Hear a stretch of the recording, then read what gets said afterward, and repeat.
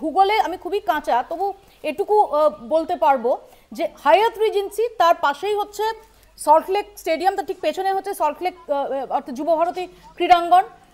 সেখানে সকাল 11:25 যখন তোমরা গিয়েছিলে সেখানে প্রচুর লোক সমাগম হওয়ার কোনো কথা ছিল না বলেই অন্তত ধরে নেওয়া যায়। তোমাদের অডিয়েন্স কারা ছিলেন? যারা হায়াত রিজেন্সিতে থাকছেন তারা, নাকি যুবভারতী ক্রীড়াঙ্গনের সামনের যে হাফ স্ট্যাচু আছে সেই স্ট্যাচু? আমরা তো সায়ন লাহিড়ীকে ঢুকতে ওই হায়াত রিজেন্সির মধ্যে, সে তার সে খুব বেশি হলে আপনি যদি সবটা যদি দেখে থাকেন আপনি দেখবেন সে ম্যাক্সিমাম হচ্ছে 30 সেকেন্ডের জন্য গিয়েছিলেন তার ব্যক্তিগত কাজে। তার কোন তার আমি জানি না তার কি কাজ ছিল, ব্যক্তিগত কাজ। আমরা কিন্তু বাইরে দাঁড়িয়েছিলাম এবং ওখানে হার্ডলি আমরা ওখানে 5 মিনিট ছিলাম। এটাও কিন্তু বড় ব্যাপার, কারণ আমরা সাধারণভাবে যদি ধরেও নিই যে কেউ, আমরা সবাই কাজের প্রয়োজনে বাইরে যাই, রেস্টরুম ব্যবহার করতে অনেক সময় যেতে হয়, রেস্টরুম ব্যবহারও তো 30 সেকেন্ডে করে আসতে পারেন না। আমি আসবো শুভঙ্করের কাছে। শুভঙ্কর, অনেকগুলো প্রশ্ন। শুভঙ্কর, প্রথমত প্রশ্ন উঠছে যে এই পশ্চিমবঙ্গ ছাত্র সমাজ কারা? আসলে কি অরাজনৈতিক বলে কোনো রাজনৈতিক উদ্দেশ্য রয়েছে? নাম্বার 1 এই প্রশ্নটা তোলা হচ্ছে। তৃণমূল কংগ্রেসের তরফ থেকে জোড়া ভিডিও প্রকাশ করে আজকে দাবি করা হচ্ছে যে আসলে আগামীকাল এমন একটা পরিস্থিতি তৈরি করার চক্রান্ত চলছে যাতে লাশের রাজনীতি করা যায়। এবং আপনার সম্পর্কে আমি যে মৃত্যুঞ্জয় এখানে বললো যে নির্দিষ্ট অভিযোগ তৃণমূল কংগ্রেসের তরফ থেকে করা হচ্ছে যে আপনার বিরুদ্ধে একাধিক অভিযোগ রয়েছে, যার মধ্যে এমনকি শ্লীলতাহানির অভিযোগও রয়েছে। আপনার নৈতিক অধিকার রয়েছে কিনা?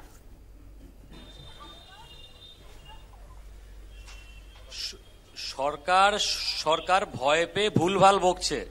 সরকার যা ভয় পেয়েছে আমরা প্রথম দিন থেকে বুঝতে পেরেছি। সুপ্রিম কোর্ট গেছে, তখন কিন্তু কোনো কার বিরুদ্ধে কি কেস, কোনো অভিযোগ কিন্তু তখন তোলা হয়নি।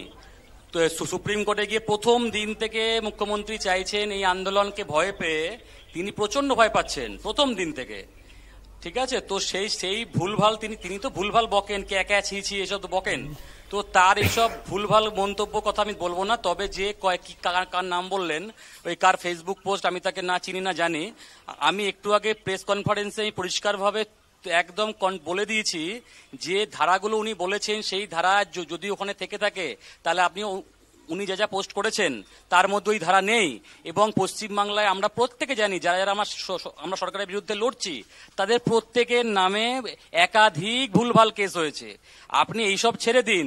আপনার এই পশ্চিমবঙ্গ সরকারের প্রাক্তন শিক্ষামন্ত্রী নিজে 60 বছরের একজন বয়স্ক লোক, তিনি তার বউ বাদেও তিনি একটি মেয়ের সাথে একটি সম্পর্কে ছিলেন এবং তিনি বর্তমানে শিক্ষার মধ্যে দিয়ে যা চুরি করেছেন বা সব দিক থেকে তিনি এখন যেখানে আছেন, আমি এইসব মুখ্যমন্ত্রী এইসব তার দলের থেকে আমি কোন রকম ক্যারেক্টার। শুভঙ্কর, আমার আরেকটি প্রশ্ন। শুভঙ্কর, আপনাদের প্রেস কনফারেন্সের পর আমরা দেখেছি যে আজ এডিজি ল অ্যান্ড অর্ডার এবং এডিজি সাউথ বেঙ্গল তারা আরও একবার প্রেস কনফারেন্স করেন এবং তারা বলেন যে তাদের দুপুরের প্রেস কনফারেন্সের পর পশ্চিমবঙ্গ ছাত্র সমাজের পক্ষ থেকে একটা চিঠি তাদের দেওয়া হয়েছে, কিন্তু সেটা জাস্ট ইন্টিমেশন লেটার। সেখানে কোনো পারমিশন চেয়ে, অর্থাৎ প্রথা মাফিক যে পারমিশন চেয়ে কোনো আবেদন জানানো হয়নি, যে কারণে সেটা রিজেক্টেড হয়েছে। আপনার প্রতিক্রিয়া? দেখুন একটা বিষয় বলি, সুপ্রিম কোর্ট প্রথম দিন বলে দিয়েছে এটা সামাজিক একদম আন্দোলন, ছাত্র যুব নাগরিক গণ অভ্যুত্থান। এই গণ আন্দোলনে কোন রকম পারমিশন নেওয়ার প্রয়োজন পড়ে না। আর আজকে যখন আমরা ছিলাম প্রেস ক্লাবে প্রেস কনফারেন্সে, এখানে এসবির লোকেরা ছিলেন, তারা প্রতি মুহূর্তে খবর রাখছেন, রাস্তা খুঁড়ে খুঁড়ে গার্ড ওয়াল বানাচ্ছেন, তারা সমস্ত কিছু জানেন। তাই এইসব হাস্যকর কথার আমি উত্তর দেব না। আমরা খুবই সাধারণ গণ অভ্যুত্থানই হয়, যে অভিযোগ পুলিশ করছে এবং যে ভিডিও ফুটেজ হায়াত রিজেন্সির, যেখানে যে গাড়িতে আপনিও সম্ভবত ছিলেন, সায়নকে দেখা যাচ্ছে হায়াত রিজেন্সিতে তিনি প্রবেশ করছেন, বাকিটা আমাদের জানা নেই। কিন্তু পুলিশ অভিযোগ করছে যে একজন রাজনৈতিক নেতার সঙ্গে কোট আনকোট গোপন বৈঠক করতে নাকি সায়ন লাহিড়ী গিয়েছিলেন। আমার এখানে প্রশ্ন যে যদি এটা মাস মুভমেন্টই হয়, যদি এটা একটা অরাজনৈতিক মুভমেন্টই হয়, তাহলে প্রথমত সত্যি কোনো রাজনৈতিক নেতার সঙ্গে আপনারা বৈঠক করেছেন কিনা? যদি করে থাকেন তাহলে গণ অভ্যুত্থানই যদি হয়, মাস মুভমেন্টই যদি হয়, তাহলে তার প্রয়োজন কেন হলো?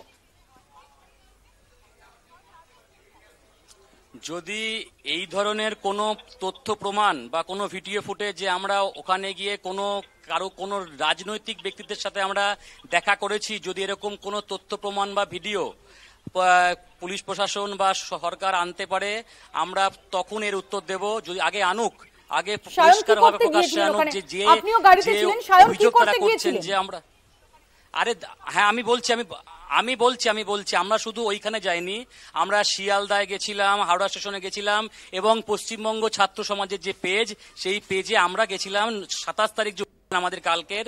সেই আপনারা দেখে থাকবেন যে আমরা যে যদি ভিডিও, বিষয় হচ্ছে আমরা সেই রকম খবর আমরা এখনো পাইনি বা আমি এখনো কিছু দেখতে পাইনি।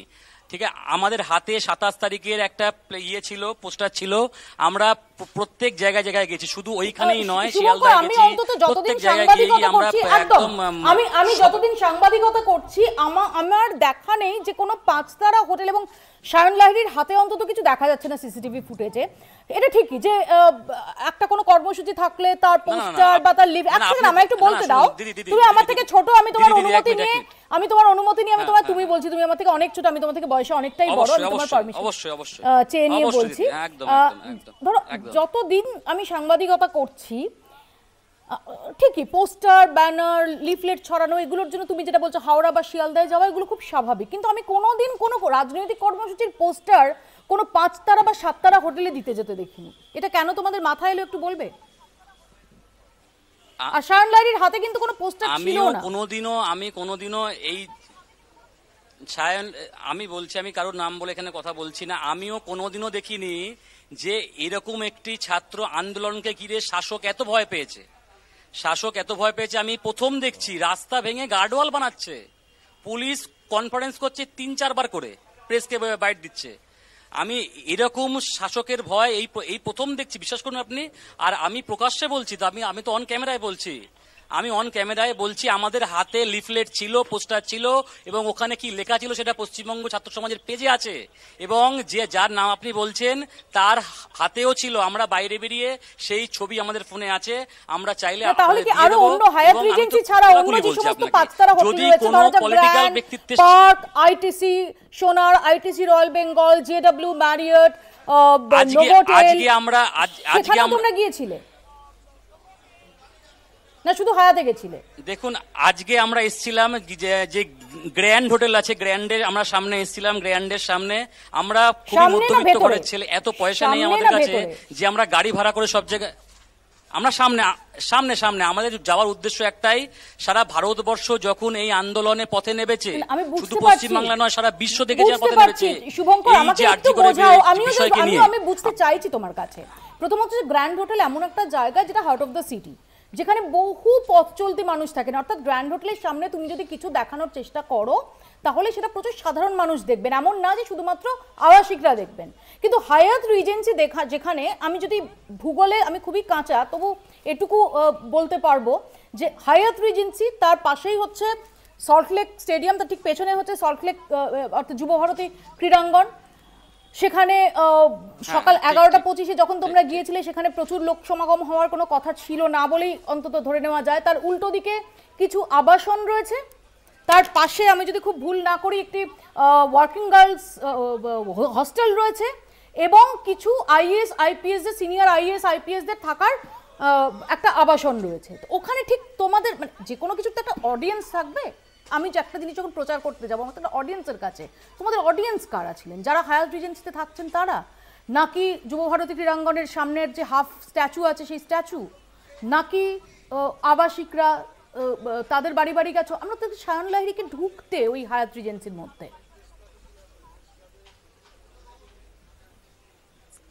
সে খুব বেশি হলে, আপনি যদি সবটা যদি দেখে থাকেন আপনি দেখবেন সে ম্যাক্সিমাম হচ্ছে 30 সেকেন্ডের জন্য গিয়েছিলেন, তার ব্যক্তিগত কাজে। তার আমি জানি না তার কি কাজ ছিল, ব্যক্তিগত কাজ। আমরা কিন্তু বাইরে দাঁড়িয়েছিলাম এবং ওখানে হার্ডলি আমরা ওখানে 5 মিনিট ছিলাম। এটাও কিন্তু বড় ব্যাপার, কারণ আমরা সাধারণভাবে যদি ধরেও নিই যে কেউ, আমরা সবাই কাজের প্রয়োজনে বাইরে যাই, রেস্টরুম ব্যবহার করতে অনেক সময় যেতে হয়, রেস্টরুম ব্যবহারও কেউ 30 সেকেন্ডে করে আসতে পারেন না।